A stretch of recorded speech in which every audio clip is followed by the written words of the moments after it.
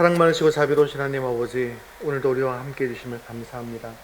오늘 거룩한 주일을 맞아서 주님을 기뻐하며 예배하게 하심을 감사합니다. 주님 앞에 나온 심령들을 주님께서 긍휼히 여겨 주시옵시고 하늘의 큰 은혜와 복이, 말씀의 능력과 은혜가 우리 가운데 충만하게 하옵소서. 예수님의 이름으로 기도합니다. 아멘. 웨스터민스터 소위리 문답 제39문 함께 읽겠습니다. 하나님께서 사람에게 요구하시는 의무가 무엇입니까? 하나님께서 사람에게 요구하시는 의무는 그의 계시된 뜻에 순종하는 것입니다. 우리 함께 부활 생명의 말씀 읽겠습니다. 그리스도를 닮아감, 사랑, 요한일서 3장 18절 말씀.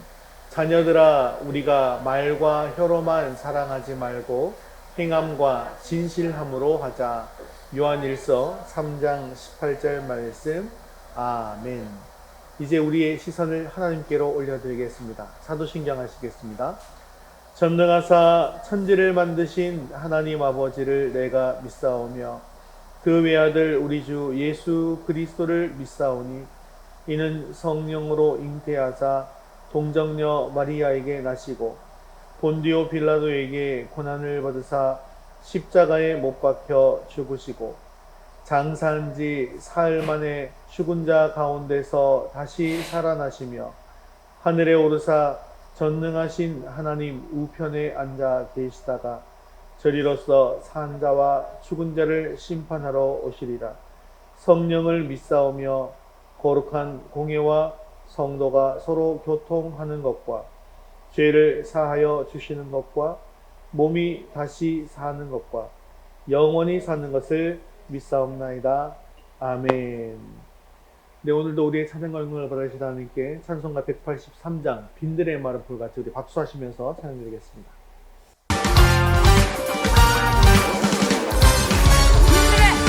빈들의 마른 불같이 시드는 나의 영혼, 주님이 약속한 성령 간절히 기다리네. 땀으로 내 마른 땅에 한 피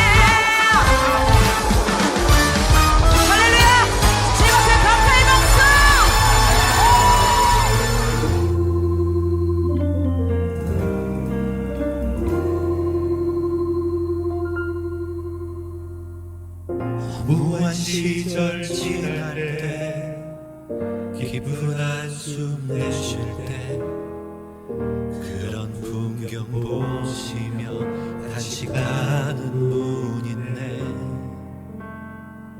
고와 같이 너희를 버려두지 않으리. 내가 너희와 영원히 함께하리라. 성령이 오셨네. 성령이 오셨네. 내 주에 보내신 성령이 오셨네. 우리 인생 가운데 신 찾아오셔서 그 나라 꿈꾸게 하시네.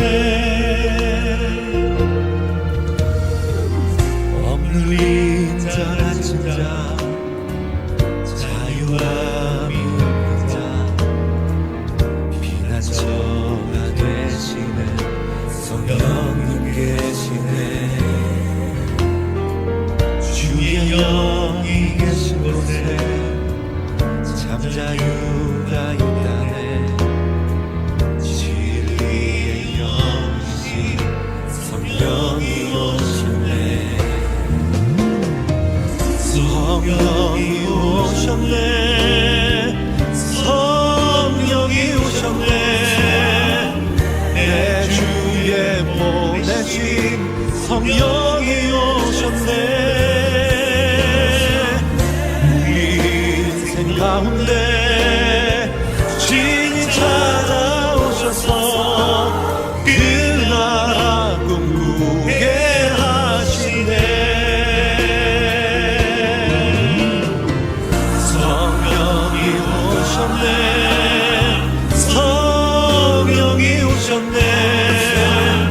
내 주에 보내신 성령이 오셨네.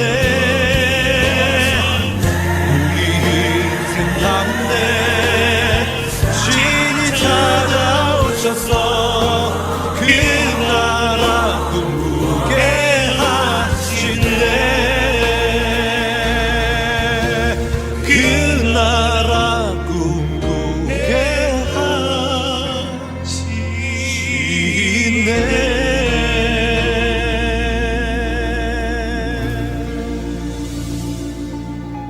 우리 모두 자리에서 일어나셔서 하늘을 문을 여시고 이것도 주시게 달라고 기도하는 주의 얼굴을 구하며 찬양합니다. 하늘의 문을 여소서.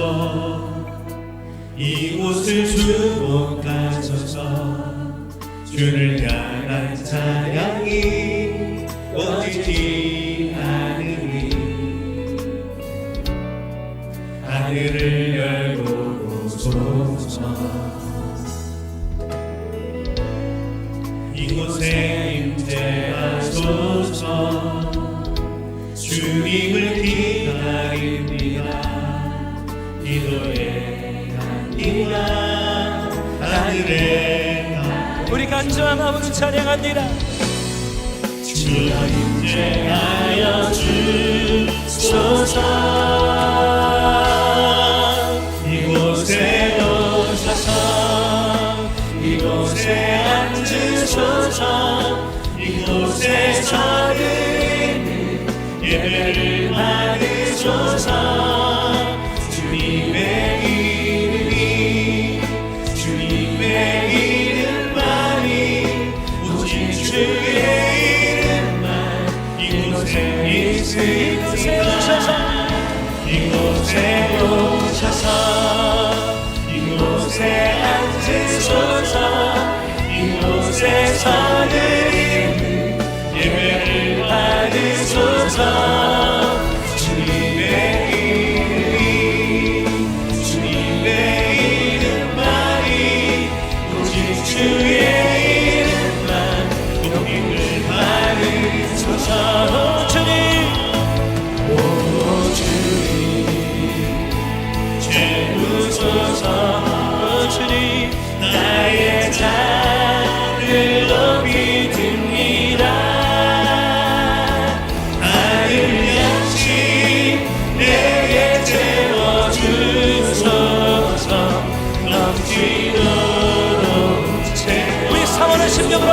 함께 두 손으로 찬양합니다. 오 주님, 오 주님 세우소서 나의 잔을 높이 듭니다.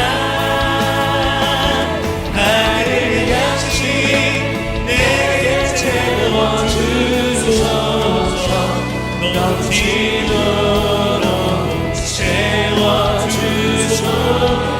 우리 영혼을 만족케 하시옵소서. 예배 위해서 목소리와 같이 기도하겠습니다.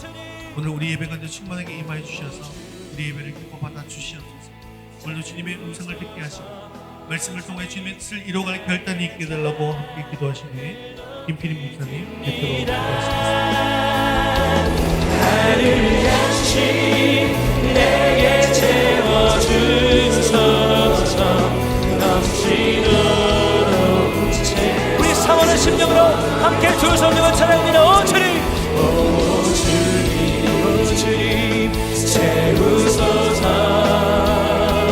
나의 잔을 높이 듭니다. 나를 양식 내게 채워주소서 넘치도록 채워주소서. 우리를 하나님의 자녀로 삼아주시고 지금까지 인도하여 주신 아버지 하나님의 은혜에 감사를 드립니다. 지난 한 주간도 성도의 삶을 온전히 살지 못했음을 고백합니다. 우리의 모든 죄들, 자각하지 못하고 지은 죄까지 용서하여 주옵시고 세상의 풍요보다 우리에게 주신 복된 말씀으로 위로받고 기쁨을 누리게 하옵소서. 늘 함께하는 삶을 살게 하옵소서. 이곳에 세우신 위도스 교회로 이 지역의 구원의 등대로 삼아주시고 갈급한 영혼들에게 생명의 빛을 전하는 교회 되게 하옵소서. 사역하시는 목사님께도 함께 하셔서 말씀의 능력을 더하여 주셔서 복음을 담대히 전하게 하시며 육신의 건강도 지켜주셔서 주신 사명 잘 감당하게 하옵소서. 성도들 각 가정 위에도 함께 하셔서 각 가정마다 필요를 채우시고 주님의 사랑이 넘치는 가정 되게 하옵시고 세상에서 빛의 자녀로 살아가는 우리 모두가 되게 하옵소서. 이 시간 영과 진리로 드리는 예배 되게 하시고 성령님 임재하셔서 주님 만나는 시간 되게 하셔서 우리의 삶과 행동이 변화되게 하옵소서. 빛과 생명이신 예수 그리스도의 이름으로 기도드립니다. 아멘.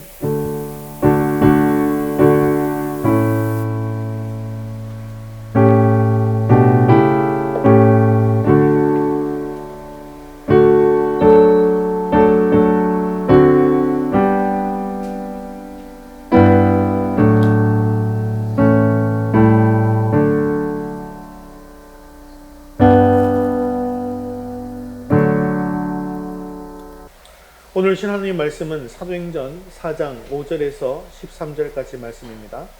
사도행전 4장 5절에서 13절까지 말씀 신약성경 192면에 있습니다.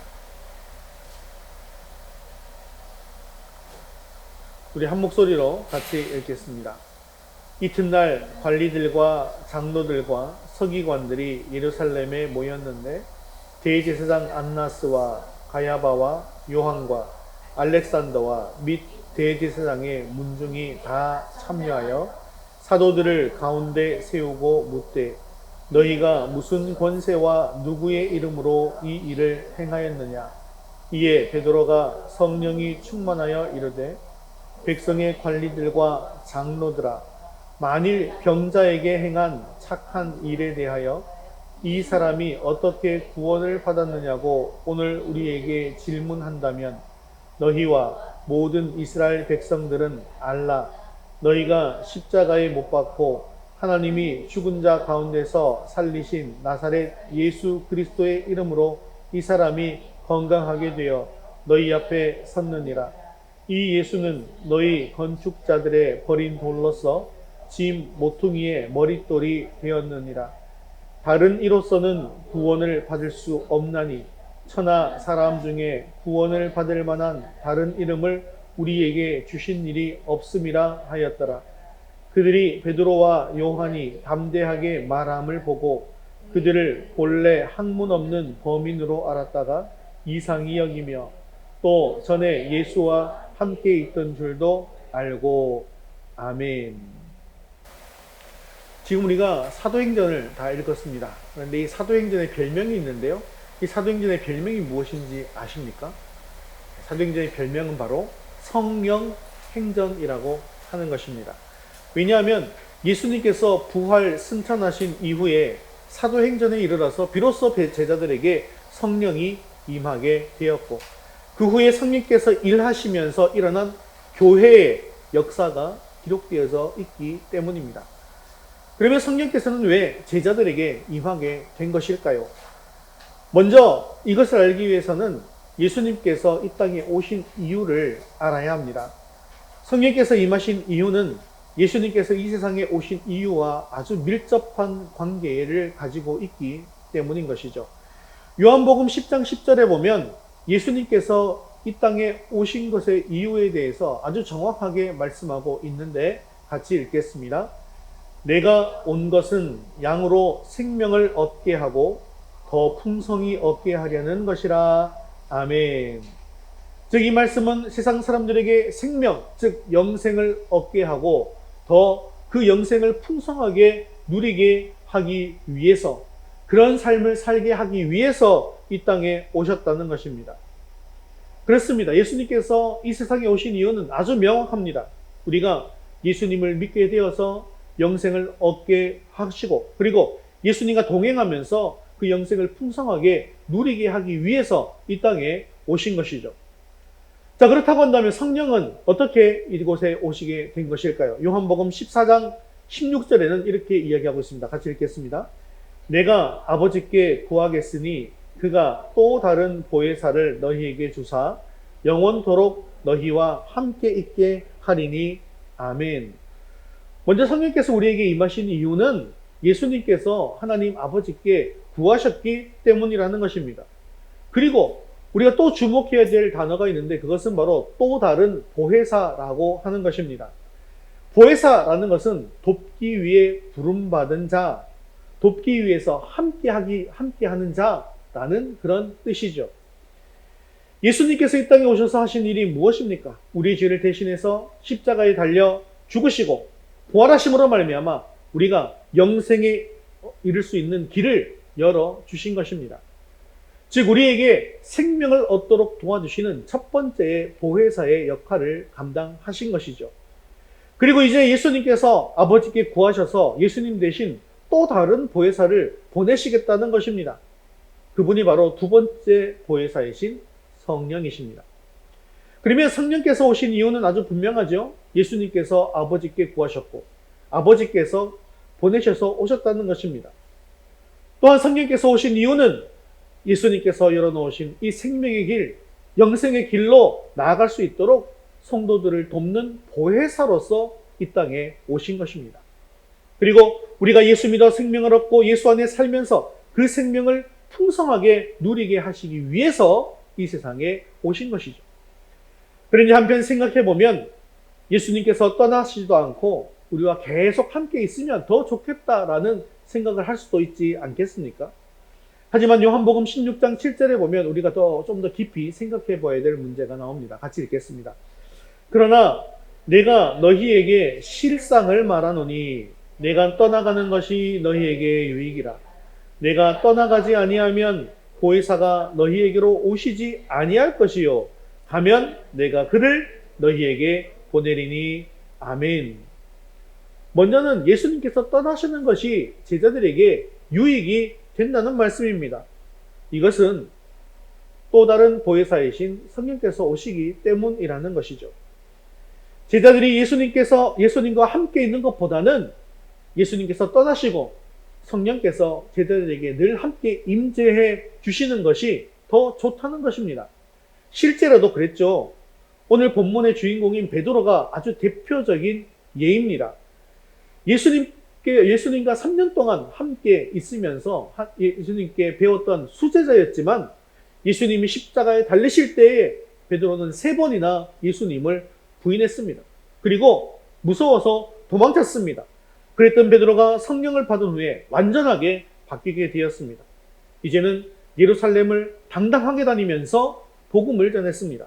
그리고 하루에 3,000명이 예수를 믿고 세례를 받게 되었습니다. 예수 믿는 자들이 성전에서 모이고 집에서 떡을 떼며 구원받는 자들이 날마다 늘어가게 되었습니다. 그러던 중 예수님의 제자 베드로와 요한이 성전 미문 앞에서 날 때부터 걷지 못하는 거지를 일으켰다는 그런 소문이 들렸습니다. 이런 일은 결코 본 적이 없기 때문에 많은 사람들이 놀랄 수밖에 없었습니다. 더군다나 예수를 십자가에 못 박아 죽이도록 했던 제사장들과 장로들의 충격은 더할 나위 없이 컸습니다. 그 거지는 항상 성정 문 앞에서 구걸하던 사람이었기 때문에 그 거지를 모르는 사람은 단 한 사람도 없습니다. 그가 날 때부터 걸어본 적이 없는 사람이라는 사실도 너무나도 잘 알고 있었습니다. 그런데 그 사람이 지금 걷고 있는 것이죠. 이런 기적을 본 사람들이 베드로 앞으로 모여듭니다. 그리고 베드로가 전하는 복음을 듣고 또 5,000명이 예수님을 믿게 되었습니다.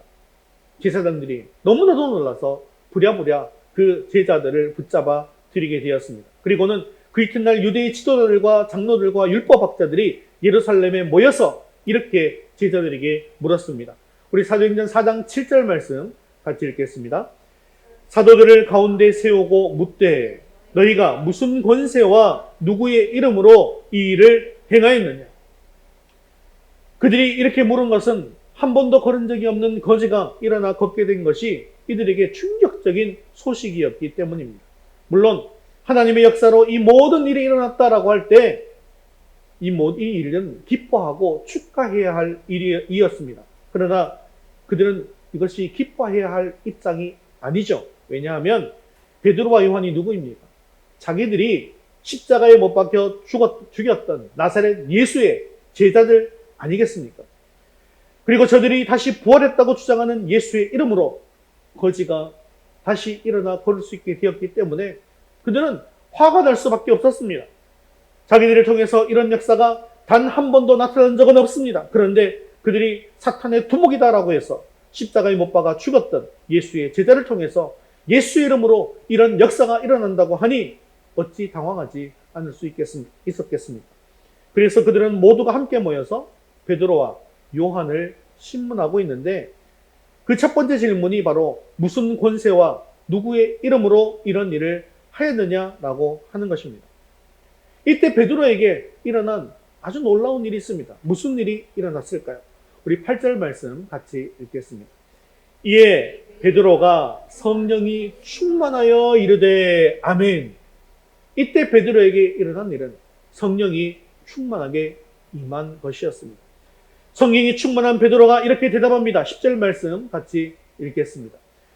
너희와 모든 이스라엘의 백성들은 알라. 너희가 십자가에 못 박고 하나님이 죽은 자 가운데서 살리신 나사렛 예수 그리스도의 이름으로 이 사람이 건강하게 되어 너희 앞에 섰느니라. 아멘. 지금 이 거지가 일어나게 된 것은 우리가 고친 것이 아니라는 거죠. 당신들이 잡아 죽인 예수님을 하나님께서 살려주셨고 또 그 예수님 부활하신 예수님의 능력으로 안진뱅이가 일어나게 되었다는 것입니다. 베드로와 요한은 이 상황 속에서 전혀 두려워하지 않습니다. 자기들을 죽일 권리를 가지고 있는 높은 지도자들 앞에서 또 목숨을 걸고 복음을 전하고 있습니다. 12절을 보면 베드로와 요한은 이렇게 단언하고 있습니다. 같이 읽겠습니다. 다른 이로서는 구원을 받을 수 없나니 천하 사람 중에 구원을 받을 만한 다른 이름을 우리에게 주신 일이 없음이라 하였더라. 아멘. 별로 배운 것이 없는 보잘것 없는 사람인 줄 알았던 이 사람들이 이렇게 지혜롭게 거침없이 자신의 의사를 표시하는 것을 듣고 그 자리에 있던 지도자들은 너무나도 깜짝 놀랐습니다. 베드로는 예수님의 수제자로 늘 예수님과 함께 있었습니다. 하지만 예수님과 함께 있는 동안에는 예수님이 누구신지 정확하게 알지 못했습니다. 자기가 무엇을 해야 할지 잘 몰랐습니다.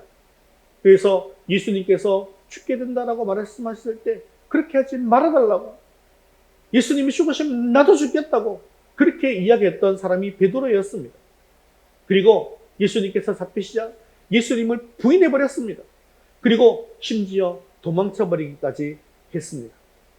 그런데 그랬던 베드로에게 성령께서 임하시자 완전히 달라졌습니다. 예수님께서 누구신지 아주 정확하게 알게 되었다는 것이죠. 사도로서 자기가 해야 할 일이 무엇인지를 정확하게 깨닫게 됩니다. 그래서 가는 곳마다 예수 그리스도의 복음을 전하게 된 것입니다. 지금 이 상황에도 복음을 전하다 잡혀왔기 때문에 사실은 이 자리에서 복음을 전하면 죽을 것이 너무나도 장면한 일 아니겠습니까? 그럼에도 불구하고 복음을 전하고 있는 것이죠. 그리고 계속해서 그의 삶은 복음을 전하다가 결국 순교의 자리까지 나아가게 된 것입니다. 이처럼 베드로는 예수님께서 말씀하신 그대로 예수님과 함께 있을 때보다는 예수님께서 승천하신 뒤에 사람이 완전하게 바뀌게 된 것입니다. 예수님 대신 또 다른 보혜사 성령께서 임하신 이후에 이렇게 된 것이죠. 사랑하는 성도 여러분, 이 성령님께서는 2000년 전에만 임하셔서 일하시는 분이 아니십니다. 지금도 계속해서 성령께서는 예수님의 제자들에게 강림하셔서 그들을 변화시키시고 새 사람으로 변화시켜 주십니다. 그러면 성령께서 임하신 뒤에 어떤 일이 일어났기에 이런 변화가 일어나게 된 것일까요? 사도행전 1장 8절에 보면 예수님께서 이렇게 말씀하고 계십니다. 같이 읽겠습니다. 오직 성령이 너희에게 임하시면 너희가 권능을 받고 예루살렘과 온 유대와 사마리아와 땅끝까지 이르러 내 증인이 되리라 하시니라. 아멘. 그렇습니다. 성령께서 우리에게 임하시게 되면 우리는 전혀 새로운 능력, 권능을 입게 되는 것입니다. 이 세상에서 도무지 찾아볼 수 없는 놀라운 능력이라는 것이죠. 이것이 바로 성령의 능력입니다. 이 성령의 능력을 덧입게 되면 성도들에게 아주 놀라운 변화가 일어나게 됩니다. 우리 힘으로는 도무지 상상할 수 없는 큰 변화가 우리 안에 일어나게 되어지고 그 성령의 능력으로 사는 성도들이 되어진다는 것이죠. 그렇다고 한다면 성령의 능력으로 일어나는 그런 놀라운 일들은 어떤 것들이 있는지 오늘은 3가지 정도로만 살펴보도록 하겠습니다. 우리 첫 번째 같이 읽겠습니다.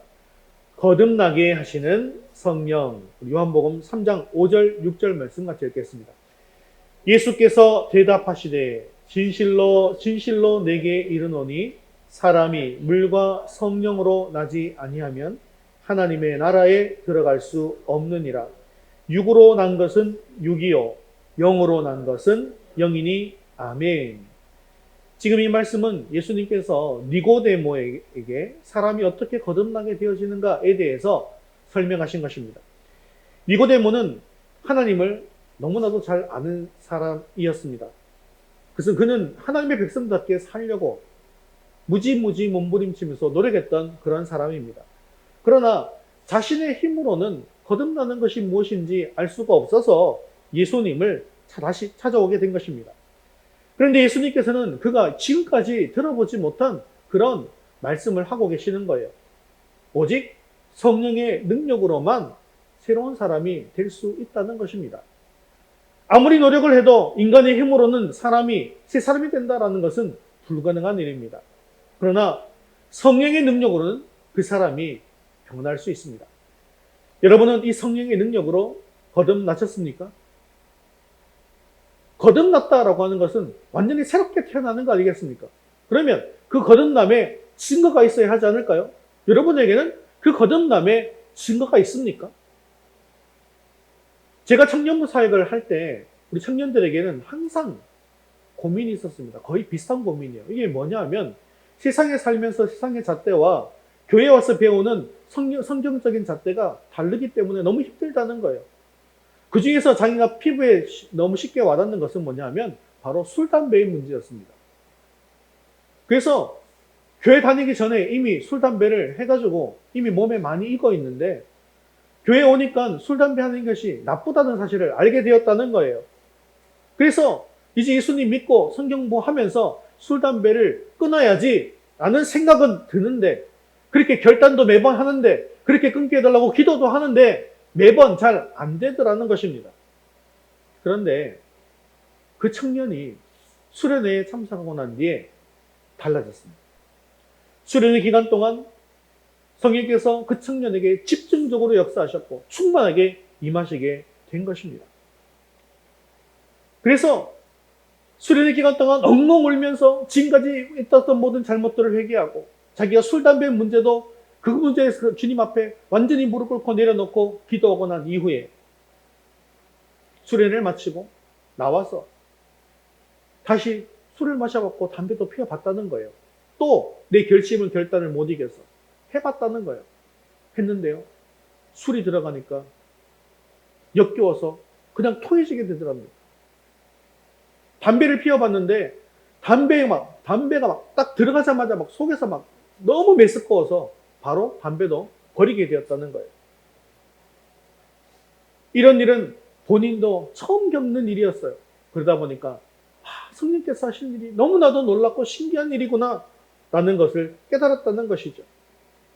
그리고 그 청년은 그 자리에서 바로 술과 담배도 끊어버리고 더욱더 열심히 성경 공부에 나오고 더욱더 열심히 하나님 앞에 나아가며 결국 그 청년이요 청년부 찬양 인도자가 되고 또 청년부 리더와 그리고 임원까지 맡게 되는 그런 일이 있게 되었습니다. 그리고 열심히 주님의 사역을 감당하는 자가 되었습니다. 그렇습니다. 사람은 스스로 변하기가 어렵습니다. 내가 늘 결단하고 헌신하려고 하지만 내 힘과 내 능력으로는 잘 되지 않더라는 것이죠. 하지만 성령께서 임하시면 우리는 성령의 능력으로 변화될 수 있습니다. 거듭날 수 있습니다.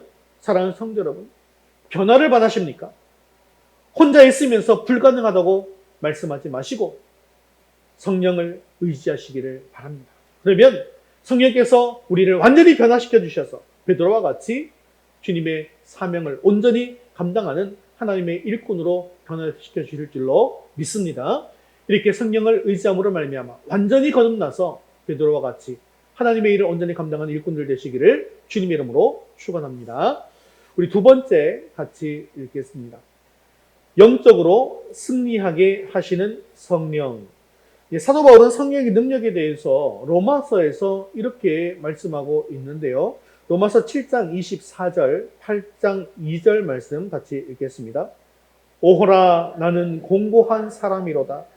이 사망의 몸에서 누가 나를 건져내랴.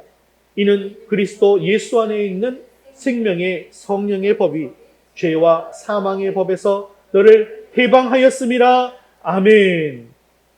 이 말씀은 우리 그리스도인들이 이 땅에서 어떻게 살아가고 있는지 이 실존적인 문제를 이야기하고 있습니다. 아까 제가 말씀드렸던 그 청년의 문제와도 비슷한 것이죠. 우리는 성령의 능력으로 거듭나고 예수님을 믿음으로 하나님의 자녀가 되었습니다. 그런데 이 땅에 살면서 하나님의 뜻대로 하나님의 자녀로서의 삶을 살려고 애쓰기는 하는데 이것도 우리 힘만으로는 안 되더라는 것이죠. 왜냐하면 우리가 마음으로는 하나님의 말씀대로 살고 싶어하는 그런 소원이 있기는 하지만 실제 육신은 육적인 욕망을 따라 살게 되기 때문이라는 것이죠. 예수님께서 십자가를 앞두고 겟세마네 동산에 오르셔서 기도를 하실 때에 제자들의 모습이 어땠습니까? 그들은 예수님께서 땀방울이 핏방울이 되도록 간절하게 기도하고 있는 그 가운데서도 꾸벅꾸벅 졸고 있었습니다. 지금 주님은 기도로 사투를 벌이고 계신 시간입니다. 베드로와 제자들은 그 주님께서 기도하시는 그 시간에 기도의 부탁까지도 받았습니다. 자기들도 나름대로 기도한다고 애를 썼지만 자고 싶은 그 육신의 욕망을 이겨내지 못하고 지금 졸고 있는 것입니다. 그리고 이것이 바로 연약한 인간의 모습입니다. 바울은 이런 안타까운 상태를 사망의 몸이다라고 불렀습니다. 이것이 바로 우리의 모습 아닐까요? 마음인 원이로되 육신이 약해서 이렇게 마음의 소원대로 행하지 못하고 육신의 욕망을 따라 살면서 실패할 수밖에 없더라는 것이죠. 그런데 그러면 우리는 절망적인 이런 삶을 살 수밖에 없는 것인가? 우리는 마음의 소원대로 살지 못하고 늘 사망의 몸에 살면서 육신의 이 욕망에 치면서 살아야 되는 패배자인가? 그런데 로마서 8장 9절과 11절 말씀을 보면 사도 바울은 이렇게 선포하고 있는 것이죠. 같이 읽겠습니다. 만일 너희 속에 하나님의 영이 거하시면 너희가 육신에 있지 아니하고 영에 있나니 예수를 죽은 자 가운데서 살리신 이의 영이 너희 안에 거하시면 그리스도 예수를 죽은 자 가운데서 살리신 이가 너희 안에 거하시는 그의 영으로 말미암아 너희 죽을 몸도 살리시리라. 아멘. 우리는 비록 연약한 존재이지만 우리 안에 성령께서 임하시게 되어진다면, 예수를 죽은 자 가운데서 살리신 이의 영이 우리 안에 거하시게 되어진다면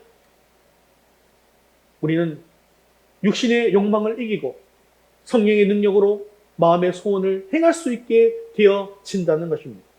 그리고 영적으로 승리하는 삶을 살 수 있게 해주신다는 것입니다. 사랑하는 성도 여러분, 우리는 물론 연약합니다. 그러다 보니까 거듭난 이후에도 하나님의 뜻대로 살라고 그렇게 애를 쓰고 몸부림쳐 보지만 우리 힘으로 안 될 때가 너무나도 많았습니다. 나 자신을 의지하다가 실패하고 넘어질 때가 많았습니다. 그러나 우리가 성령의 능력을 힘입으면 우리는 육신의 욕망을 이기고 하나님의 말씀대로 살 수 있다는 사실을 명확하게 기억하시고 성령을 사모할 수 있게 되어지기를 주님의 이름으로 축원합니다. 그리고 이 성령의 능력으로 말미암아 영적으로 늘 승리하는 저와 여러분 되시기를 주님의 이름으로 축원합니다. 우리 세 번째 같이 읽겠습니다. 증인으로 전도하게 하시는 성령. 사도행전 13장 2절 말씀 같이 읽겠습니다. 주를 섬겨 금식할 때에 성령이 이르시되 내가 불러 시키는 일을 위하여 바나바와 사울을 따로 세우라 하시니 아멘. 오늘 말씀을 보니까 주를 섬겨서 금식한다라는 말이 나오는데 제가 금식에 대해서도 여러분 설명드린 적이 있죠. 금식은 그냥 밥을 굶고 배가 고픈 상태에서 하나님께 기도하는 것이라는 그런 의미 정도가 아니고, 금식을 하면 무엇이 죽어진다? 자, 금식을 오래 하면 어떻게 돼요? 내 생명이 죽어버리죠. 죽어버립니다. 그러니까 결국 내 육적인 생명이 죽는다라는 것이죠. 그래서 내가 사망의 몸이고 육신의 생각을 가지고 있는 이 육적인 몸을 어떻게 해요? 금식하면서 살린다, 죽인다? 죽인다는 거예요. 그러면 뭐가 살아납니까? 성령이 살아나는 거죠. 그래서 금식하면 성령께서 더욱더 강력하게 일어나기 때문에 금식하면서 뭐 하는 것입니까? 기도하는 거예요. 자, 그렇게 금식하면서 기도했을 때 성령께서 지금 말씀하고 계시는 것입니다. 그리고 이 말씀은 뭐냐? 우리가 거듭나고 성령의 능력으로 영적 전쟁에서 승리하고 난 이후에는 성령께서 우리를 하나님의 일꾼으로 세워주신다라는 것입니다.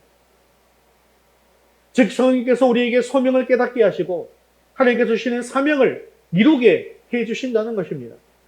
성령께서 우리에게 주시는 궁극적인 사명, 그것이 무엇일까요? 바로 사도행전 1장 8절에 나와 있는데 다시 한번 1장 8절 말씀 읽겠습니다. 오직 성령이 너희에게 임하시면 너희가 권능을 받고 예루살렘과 온 유대와 사마리아와 땅끝까지 이르러 내 증인이 되리라 하시니라. 아멘. 즉 성령이 우리에게 임하시면 우리가 권능을 받게 되고 증인으로 주를 위해서 일하게 되어진다라고 하는 말씀입니다. 그런데 그 증인의 사명은 우리의 힘으로 하는 것이 아니라 권능, 즉 성령의 능력으로 감당할 수 있다라는 것이죠. 그렇습니다. 하나님의 일을 하기 위해서는, 하나님의 일꾼으로서는 능력이 필요합니다. 그런데 그렇다고 해서 하나님께서 사람을 뽑으실 때 처음부터 능력이 출중한 사람을 뽑으시는 것은 아니라는 것이죠. 하나님께서 찾으시는 사람, 그 사람은 누구냐? 성령 받았어. 하나님께 헌신된 사람이라는 것입니다. 여기서 우리가 분명히 기억해야 될 것이 있습니다. 능력은 나에게 속한 것이 아니라는 거예요. 능력은 전적으로 하나님께 속한 것입니다. 그리고 그 성령의 능력을 헌신되고 충성된 사람에게 부어주시는 것이죠. 그래서 그 능력으로 우리가 주의 일을 감당하게 되는 것입니다. 우리가 여호수아서를 오랫동안 살펴보았는데요. 여호수아도 보면 그 속에서 전쟁할 때 능력이 이스라엘 백성들에게 있었던 것입니까? 하나님께 있었던 것입니까? 하나님께 있었던 것이에요. 자기들의 힘을 의지하려고 했을 때는 이길 수가 없습니다. 하나님의 말씀에 순종하지 않고 거역했을 때는 반드시 실패했습니다. 그렇습니다. 하나님께 헌신된 일꾼은 하나님의 능력으로 일하는 것이죠. 그렇다면 성령을 받은 우리가 해야 할 일이 너무나도 분명하지 않습니까? 그것은 바로 사도행전 1장 8절의 말씀처럼 땅끝까지 이르러서 예수 그리스도의 복음의 증인이 되는 것입니다. 그런데 우리가 복음을 전하는 증인인 전도자가 되려고 하니까 무엇을 해야 하는지, 어떤 말을 해야 하는지 걱정이 앞설 때가 많지 않습니까? 이에 대해서 예수님께서는 마태복음 10장 18절, 20절까지의 말씀 속에서 분명하게 이렇게 말씀해 주셨습니다. 함께 읽겠습니다. 또 너희가 나로 말미암아 총독들과 임금들 앞에 끌려가리니 이는 그들과 이방인들에게 증거가 되게 하려 하심이라. 너희를 넘겨줄 때에 어떻게 또는 무엇을 말할까 염려하지 말라. 그때에 너희에게 할 말을 주시리니 말하던 이는 너희가 아니라 너희 속에서 말씀하시는 이 곧 너희 아버지의 성령이시니라. 아멘. 전도할 때, 복음을 전할 때 우리 속에 누가 말씀해 주신다고요? 성령이십니다. 지금 베드로가 이 이스라엘의 지도자들 앞에서 잡혀가지고 질문을 받았을 때 아주 능수능란하게 답변을 하지 않습니까? 거침없이 답변을 하잖아요. 누가 해주신다는 거예요? 성령께서 해주셨다는 거예요. 이미 베드로는 그 당시에 성령이 충만했습니다. 성령께서 거침없이 말할 수 있도록 해주셨다는 거예요. 자, 그렇다고 한다면 지금 우리가 전도할 때도 걱정할 필요가 있습니까? 없습니까? 걱정할 필요가 없다는 것입니다. 우리가 성령을 의지하고 성령 충만해서 나아가기만 하면 된다는 거예요. 성령을 충만하게 받으면 우리가 성령으로 말미암아 전도하게 해 주신다는 것입니다. 그리고 우리에게 능력을 주시고 지혜를 허락해 주십니다. 우리가 무슨 말을 해야 할지, 우리가 어떻게 해야 할지 성령께서 인도해 주시는 것이죠. 그래서 마태복음 28장 19절에서 20절까지 말씀 속에서 주님께서는 우리에게 이렇게 유언을 남기시고 떠나시게 되는데 같이 읽겠습니다. 그러므로 너희는 가서 모든 민족을 제자로 삼아 아버지와 아들과 성령의 이름으로 세례를 베풀고 내가 너희에게 분부한 모든 것을 가르쳐 지키게 하라. 볼지어다 내가 세상 끝날까지 너희와 항상 함께 있으리라 하시니라. 아멘. 예수님께서 이 땅에 오신 이유가 무엇입니까? 죄로 인해 죽어가는 지옥 갈 수밖에 없는 그런 영혼들을 구원해서 천국으로 인도하시기 위함 아니겠습니까? 그래서 주님께서 떠나가실 때 어떤 유언을 주시는 거예요? 오신 이유 그대로 유언을 주시는 것입니다. 제자들에게 복음을 전하라 라고 유언하시고 떠나신 것입니다. 그리고 그것이 바로 우리의 사명인 것이죠. 그리고 그렇게 복음을 전해서 사명을 다하는 우리들과 세상 끝날까지 함께 하시면서 지키시고 보호하시며 축복해 주시겠다라고 말씀하고 계시는 것입니다. 그리고 예수님께서 떠나신 이후에 우리에게 다시 보내신 그 성령께서 우리에게 임하시면 우리가 권능을 받아 그 복음의 사명을 이루게 해 주시겠다라는 것이죠. 그러므로 우리는 성령 받은 사람으로서 주님께서 주신 이 사명을 감당하기 위해서는 충성하고 헌신해야 하는 것이 너무나도 당연한 일인 것입니다. 그러므로 성령을 받은 사람이라고 한다면 전도하지 않고는 견딜 수 없는 것입니다. 성령께서 우리에게 주신 궁극적인 이유가 무엇입니까? 바로 우리로 하여금 전도하게 하시는 일이기 때문입니다. 그래서 제자들이 마가의 다락방에 모여서 열심히 기도하다가 그 다락방에 임한 성령을 받고 난 이후에 그들이 나아가서 한 것은 무엇이었습니까? 복음을 전하는 일이었다는 것이죠. 그것도 목숨을 걸고 복음을 전하는 일이었습니다. 사랑하는 성도 여러분, 성령께서 우리에게 권능을 주시고 할 말을 주심으로 나아가서 담대하게 전도하게 하신다라는 사실을 믿으시고 주님의 명령에 순종해서 이 전도의 사명을 감당할 수 있기를 바랍니다. 예수님께서는 제자들에게 예루살렘과 온 유대와 사마리아와 땅끝까지 이르러 내 증인이 되리라 라고 말씀하셨는데요. 이 말씀을 듣고는 내 속에 예루살렘과 유대와 사마리아는 나하고 아무 상관이 없으니까 이거는 내 사명이 아니고 땅 끝까지 이르러 복음을 전하라고 했는데 나는 지금 땅 끝까지 갈 수 있는 상황도 아니니까 내 사명이 아니다라고 생각하셔서는 안 된다는 거예요. 우리에게 있어서 예루살렘과 온 유대와 사마리아와 땅 끝이 따로 있다는 것입니다. 어디일까요? 그것은 바로 우리의 아주 가까이 있는 믿지 않는 가족들로부터 시작하는 것입니다. 그래서 가족들, 우리의 친척들, 그들로부터 시작해서 내 집 주변의 이웃들, 그리고 내 직장의 동료들, 그들에게 복음을 전하는 것입니다. 그들 중에 어린아이가 있던, 청소년이 있던, 어른이 있던, 노인이 있던, 남자든 여자든 할 것 없이 영혼을 가진 모든 사람들에게 주의 복음을 전해야 하는 것입니다. 땅끝까지 복음을 전하려고 한다면 나는 땅끝까지 갈 수가 없는데요. 물론 갈 수가 없죠. 하지만 우리가 할 수 있는 방법이 있죠. 지금 물론 우리가 단기 선교로 나아가서 할 수 있습니다. 그리고 비전 트립을 나아가서 또 잠깐 할 수 있습니다. 하지만 평소에도 우리가 할 수 있는 길이 있습니다. 그게 뭐냐 하면 우리가 선교지를 위해서 기도하고 선교지에 선교 헌금을 보내는 것입니다. 우리가 충분히 할 수 있어요. 내가 많이 가져서 내가 능력이 출중해서 할 수 있는 것이 아니죠.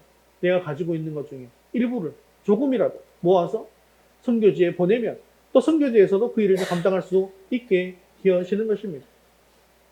그러면 예수님께서 말씀하신 대로 예루살렘과 온 유대와 사마리아와 땅끝까지 이르러서 복음을 증거할 수 있게 되어지는 것이죠. 사랑하는 성도 여러분, 이 모든 것을 우리와 함께 하시는 성령께서 함께 해주신다는 것을 온전히 믿으시고 성령을 의지하고 전도함으로 주님께서 맡기신 이 사명을 감당할 수 있는 저와 여러분 되시기를 주님의 이름으로 축원합니다. 말씀을 맺겠습니다. 베드로와 요한이 복음을 전하다가 제사장에게 붙잡혔습니다. 그리고 이스라엘의 지도자들은 사내들인 공회를 모으고 베드로를 신문하기 시작했습니다. 그때 베드로는 죽임을 당할지 모르는 그런 상황 속에서 저들에게 자기를 변호하는 대신에 성령의 능력으로 한 일, 그것은 바로 복음을 전하는 일이었습니다. 이때 그들의 반응이 어땠을까요? 우리 13절 말씀 같이 읽겠습니다. 그들이 베드로와 요한이 담대하게 말함을 보고 그들을 본래 학문 없는 범인으로 알았다가 이 여기며 또 전에 예수와 함께 있던 줄도 알고, 사내들인 공회회원들이 베드로와 요한을 볼 때 도저히 이해할 수가 없습니다. 저들은 신학적인 공부를 제대로 한 사람이 아닙니다. 남들 앞에서 가르칠 수 있는 사람도 더더욱 아닙니다. 그런데 그들은 지금 율법의 대가들 앞에서 거침없이 지금 말하고 있는 거예요. 도저히 설명할 수 없는 일이 벌어지고 있는 것입니다. 누가는 그 답을 8절에 아주 명확하게 쓰고 있습니다. 우리 8절 말씀 다시 한번 읽겠습니다. 이에 베드로가 성령이 충만하여 이르되 아멘. 바로 성령이 충만해서 성령의 능력으로 이렇게 되었다는 것입니다. 그렇습니다. 성령의 능력입니다. 우리 힘으로는 도무지 할 수 없는 일이에요. 하지만 성령께서 함께 하시고 능력을 베풀어 주시면 우리는 언제든지 감당할 수 있습니다. 그것이 어떤 일이라도 잘 감당할 수 있게 되어집니다. 성령은요, 권능이라고 하는데 이 권능은 디나미스입니다. 디나미스는요, 다이나마이트의 어원이 되는 말이죠. 강력한 폭발력이 있다는 것입니다. 그만큼 성령은 강한 능력이라는 것이죠. 사랑하는 성도 여러분, 우리가 주의 일을 감당할 때 내 힘으로만 하겠다, 불가능한 일입니다. 어렵습니다. 오직 성령의 능력으로만 가능합니다. 그러므로 이제 우리가 성령의 능력을 덧입어야 합니다. 성령의 능력을 덧입어서 목숨을 걸고 복음을 전한 이 제자들처럼 우리들도 성령의 능력을 힘입어서 우리에게 맡겨주신 이 복음 전도의 사명을 온전히 감당할 수 있게 되어지기를 주님의 이름으로 축원합니다. 우리 모두 자리에서 일어나셔서 헌신송 찬송가 185장 이 기쁜 소식을 찬양드린 후에 기도와 축도로 예배를 마치겠습니다. 이 기쁜 소식을 온 세상에 전합시다. 성령이 오셨습니다. 할렐루야. 이 기쁜 소식을 온 세상 전합시다.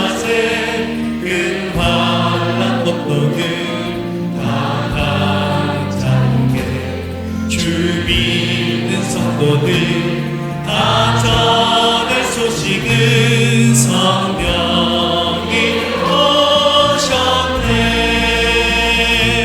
성령이 오셨네.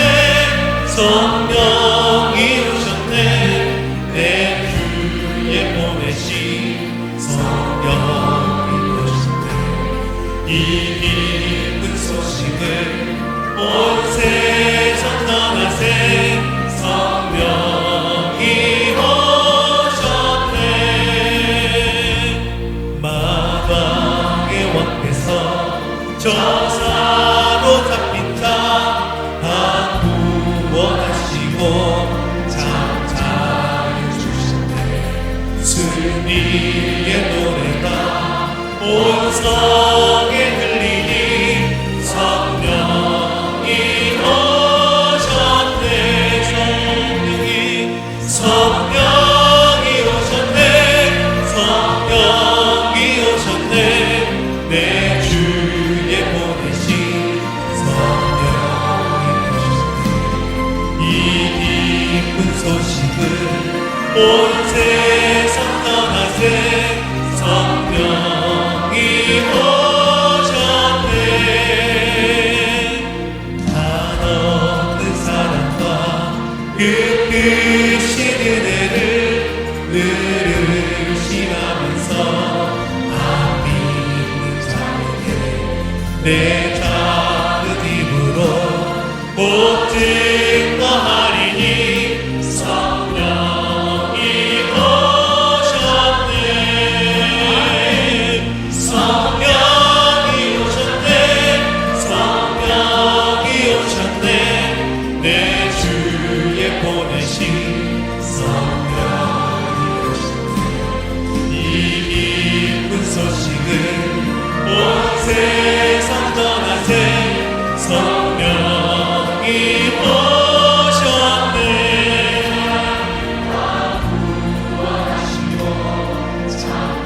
주님 말씀 붙들과 함께 기도하겠습니다. 세상 속의 삶이 무너졌던 삶이 할지라도 성령의 능력으로 베드로와 같이 복음을 전하는 하나님의 일꾼으로 거듭나게 하옵소서. 사명의 몸을 가진 연약한 존재이지만 성령의 능력을 힘입어 육신의 욕망을 이기고 하나님의 말씀으로 승리케 하옵소서. 우리가 성령의 권능을 받아 하나님께 헌신된 일꾼으로서 네 주변의 사람에게 복음을 전하는 사명을 온전히 감당하게 달라고 우리 말씀 붙들과 함께 기도하겠습니다.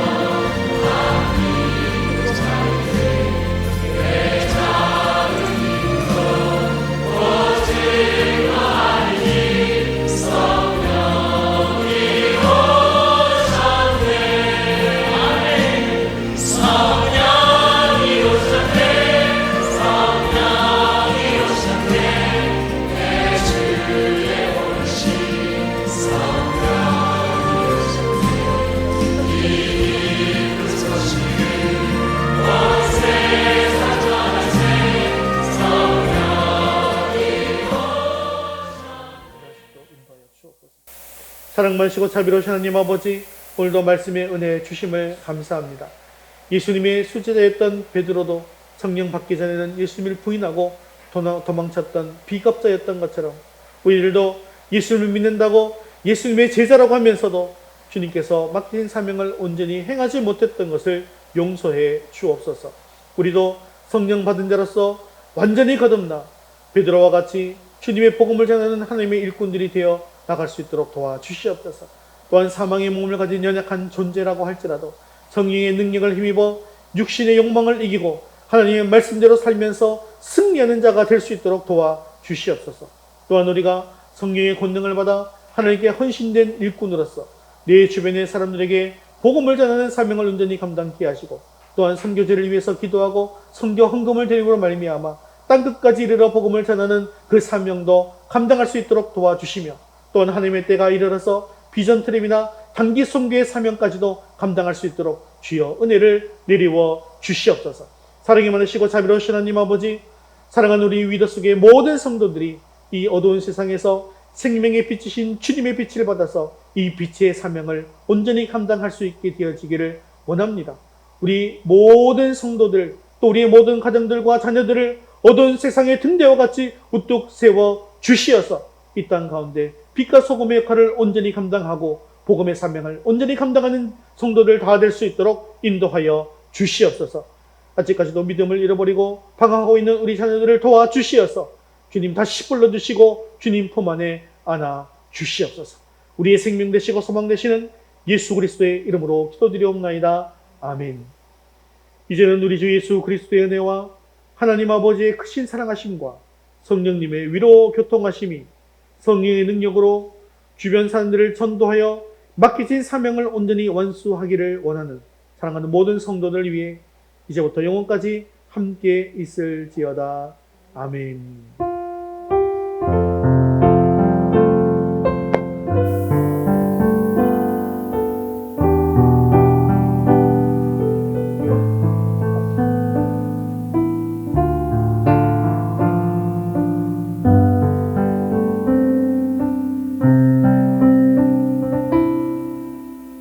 네, 우리 9월 파송 찬양 우리 바다 부분같이 찬송드리겠습니다. 우리 하나님을 경배합니다. 함께 찬양하시겠습니다. 세상 모든 민족이 구원을 얻기까지 쉬지 않으시는 하나님, 주의 심장 가지고 우리 이제 일어나 주 따르게 하소서. 세상 모든 육체가 주의 영광 보도록 우릴 부르시는 하나님, 주의 손과 발 되어 세상을 치유하며 주 섬기게 하소서. 우리 바다 덮음같이 우리 바다 덮음같이 여호와의 영광을 인정하는 것이 온 세상 가득하리라. 우리 바다 덮음같이, 우리 바다 덮음같이, 우리 바다 덮음같이 오리라. 그날에 주의 영광 가득한 세상 우리는 듣게 되리. 온 세상 가득한 승리의 함성. 우리 하나님의 영광을 노래합니다. 우리 바다 덮음같이 여호와의 영광을 인정하는 것이 온 세상 가득하리라. 우리 바다 덮음같이, 우리 바다 덮음같이, 우리 바다 덮음같이, 주님의 외탕님 우리 바다 우리 바다 덮음같이, 우리 바다 덮음같이, 우리 바다 덮음같이. 드리겠습니다. 믿음으로 승리 한 전 되시기 바랍니다.